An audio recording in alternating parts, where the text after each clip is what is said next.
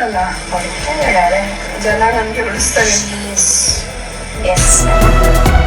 Big boss season 12ಕ್ಕೆ ಕಂಟಕದ ಮೇಲೆ ಕಂಟಕ ಎದುರಾಗ್ತಾ ಇದೆ. ಕಳೆದ ವಾರ ಬಿಗ್ ಬಾಸ್ ಮನೆಗೆ ಮಾಲಿನ್ಯ ನಿಯಂತ್ರಣ ಮಂಡಳಿಯಿಂದ ಬಿಸಿ ಮುಟ್ಟಿತ್ತು.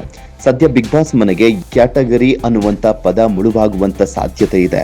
ಕಳೆದ ವಾರ ಬಿಗ್ ಬಾಸ್ ಮನೆಯಲ್ಲಿ ಹೋರಾಟಗಾರ್ತಿ ಮತ್ತು ನಟಿ ಅಶ್ವಿನಿ ಗೌಡ ಸಹ ಸ್ಪರ್ಧಿ ರಕ್ಷಿತಾ ಜೊತೆಗೆ ವಾಗ್ವಾದ ನಡೆಸುವಾಗ ರಕ್ಷಿತಾಳನ್ನ ಎಸ್ ಕ್ಯಾಟಗರಿ ಅನ್ನುವಂತ ಈ ಪದವನ್ನ ಬಳಕೆ ಮಾಡಿದ್ರು. ಈ ವಿಚಾರ ಸಾಕಷ್ಟು ಚರ್ಚೆ ಆಗಿತ್ತು.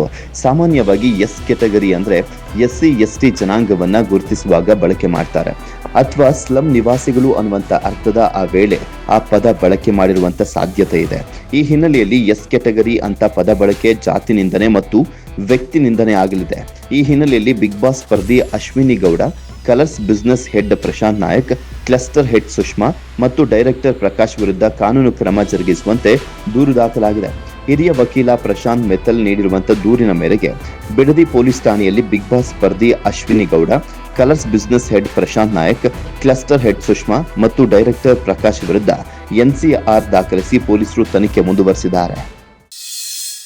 ಜಾಲಿವುಡ್ ಸ್ಟುಡಿಯೋದಲ್ಲಿ ನಡೀತಾ ಇರೋ ಬಿಗ್ ಬಾಸ್ ಸೀಸನ್ 12 ಕಾರ್ಯಕ್ರಮದಲ್ಲಿ ಸಿನಿಮಾ ನಟಿ ಹಾಗೂ ಕಿರುತೆರೆ ನಟಿಯಾದ ಅಶ್ವಿನಿ ಗೌಡರವರು ಒಂದು ಮೈನರ್ ಹುಡುಗಿ ಕಂಟೆಸ್ಟೆಂಟ್ ಆದ ರಕ್ಷಿತಾ ಅವರ ಮೇಲೆ ಅವಹೇಳನಕಾರಿ ಪದಗಳನ್ನು ಬಯಸಿದ್ದಾರೆ.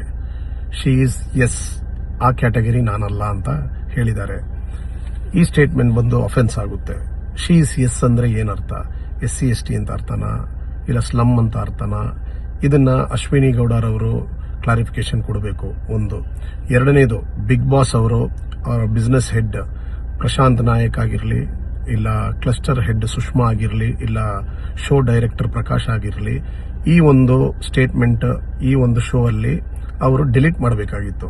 ಇಲ್ಲ ಅಂತಂದ್ರೆ ಅವರು ಮ್ಯೂಟ್ ಮಾಡಬೇಕಾಗಿತ್ತು. ಇದು ಮಾಡಿಲ್ಲ.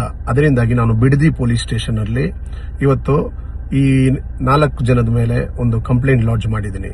ಸೊ ಪೊಲೀಸ್ ಅವರಿಗೆ ಕಾನೂನು ರೀತಿ ಕ್ರಮ ಜರುಗಿಸೋಕೆ ರಿಕ್ವೆಸ್ಟ್ ಮಾಡ್ಕೊಂಡಿದ್ದೀನಿ.